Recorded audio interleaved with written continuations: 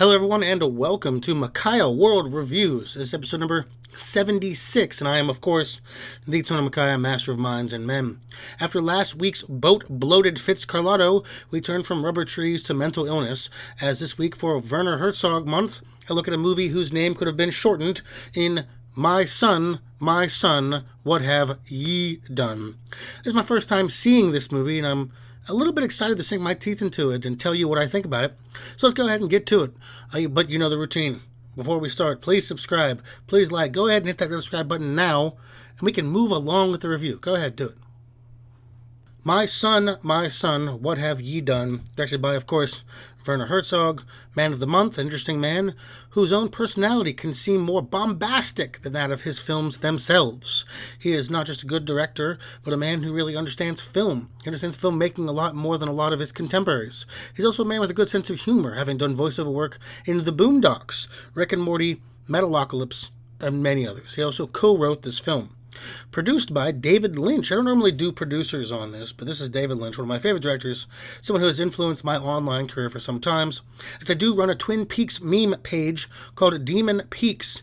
Him and Werner have similar philosophies about filmmaking, so it's really cool to see them working together. Written by Werner, who I'd mentioned, and Herbert Goldier, who is a PhD of classical languages and literature. It's kind of interesting. Starring Michael Shannon, actor I don't think gets enough love for his real talent, a hell of an actor that seems to get kind of stuck in this frowning, angry roles, and which he's quite good at those. I think there has been a number of times I've been impressed by his range, from vulnerable to quite explosive. And Willem Dafoe, probably one of the best character actors that has ever lived. Willem is a timeless treasure in the acting world that has worked with some of the greatest directors like Martin Scorsese, Oliver Stone, John Waters, David Lynch, Wes Anderson, David Cronenberg, and many more. Just a man who can play any role in any film, really. A release date was December 11, 2009. Well, it came out the same week. The Slammin' Salmon. Remember when Super Troopers came out and everyone quoted it for years and people thought Broken Lizard were going to be the next big thing in comedy? And then they failed time after time. Yeah, this is one of those failures and a waste of Michael Clark Duncan. And Micmacs, an overrated French film. Aren't they all? I think it's supposed to be a comedy, but honestly fails that in so many ways. Feels like a French equivalent of the take on the Scary Movie franchise. You know, the ones that wasted Leslie Nielsen. Moving to the plot.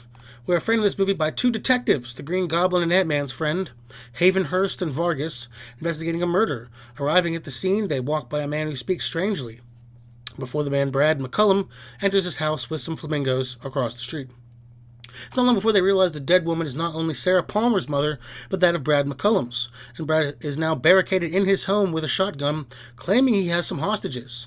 The remainder of this film is spliced together between the standoff, with Brad requesting various things like pizza and a car to Mexico, and the cops talking to Brad's fiancée Ingrid and acting coach Lee, where we learn about various things in Brad's history that led up to this, such as Brad going to Peru and all of his friends, yes, all of them, being killed in a kayak trip, but Brad didn't go on it because God told him not to. By the way, God Told Me To is a movie I'm going to have to review. Brad and his mother's strange and strained relationship, including some dispute over Jell-O, which is quite gross, and brownies. Speaking of food, Brad thinks the Quaker Oats guy is God, with the voice of gospel singer Reverend Washington Phillips. Brad's racist, homophobic uncle who runs an ostrich farm, not wanting him to act in a play, but giving him an old sword for the play. Brad being kicked out of said play due to being a maniac. Some stuff about a small horse and a midget. Brad wandering about in various cities, Mexico and Peru, even though the Peru stuff was shot in China for some reason. And some long scenes about pillows and a basketball. Finally, we find out Brad killed his mother with the sword he got from the uncle while asking the neighbors whose house he did it at to kill him with a bat before he can kill his mother. It then mercifully ends with the cops figuring out Brad has no hostages, just two flamingos. Did I say flamingos? Yeah.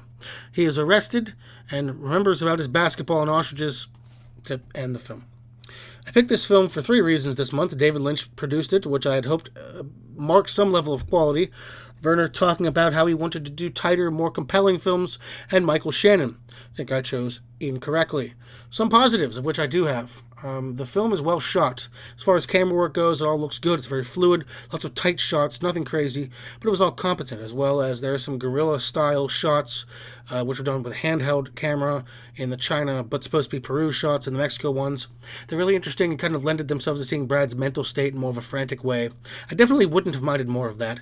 The casting was great. This is genuinely a very good cast, and some standouts in it as far as acting-wise and character-wise are Grace Zabriskie, Brad's mother, easily the most interesting character in the movie. Her Munchausen by proxy style doting, the constant picking at Brad, the strange attitude toward Ingrid, the genuine love she has also for her son, stuff about the dead dad, and the final revelation that Brad killed her and that she was like, Brad's gonna kill me. It was really well done. Irma P. Hall.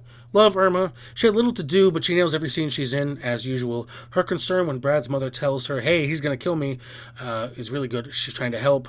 I love her voice. She's a welcome addition to almost any film. Who didn't love her in Lady Killers? A lot of people, apparently, but I like that movie. Chloe Savignon, I have no idea how to say her name. I put an asterisk next to this as she was good in flashback parts of the movie. She had this like manic, concerned nature that played well with Michael Shannon's overly long mental breakdown. That being said, the present parts of her were boring. She delivers all this exposition and gives so much of it wooden. Just a real mixed bag for her. Now I guess on to the plethora of poor. The rest of the acting was quite, not crappy, but unsatisfying to a frustrating degree. Michael Shannon, I almost hesitated on putting him in the negatives, but he just really got lost in the movie in the worst way possible. He's a good actor, and there are flashes here where he is compelling, but it's short-lived. Most of the movie is either him yelling from inside a house, having these various scenes where he is having mental problems, and they don't really work or land or anything. The whole subplot about a play, I was hoping they might interlace that he sees the play and the real world sort of shifting places, and they kind of try to hint at that, but it didn't go anywhere, and that's most of the film. A thing happens, but it doesn't get time to breathe. The whole Peru, all my friends are dead thing, what the hell was that? It's brought up, and like it should be this huge traumatic event in his life, but it's kind of glossed over by a play and a racist uncle. To briefly talk about the wasted Brad Dorff here as the racist, homophobic uncle, ostrich farmer. Why? None of it comes up. None of it's relevant. Brad's girlfriend isn't a minority. I don't think he interacts with any homosexuals. I got nothing from it. I guess maybe Lee's supposed to be gay, but they don't even bring, I don't know, having this character just be like, oh, I hate gay people and black people, like, it just came off as like, people on farms are bad, and it didn't help give us a better understanding of Brad, who spends a lot of time in Peru and Mexico, and doesn't seem to mind anybody in those places, so I don't know. Michael Pena and Willem Dafoe, I'm loath to say anything bad about these two. They're both good to great actors, one more than the other, obviously, but they had nothing. Willem is so castrated here. He's quiet and soft-spoken and just talks about the case and asks questions and does nothing else. He could have literally been any actor. Michael Pena has been a cop in plenty, and he has kind of a silly charm to him with an edge, but he's like a generic rookie, and like he was a homicide detective, but he was making stupid mistakes that seemed off for his level of experience. A real wasted duo.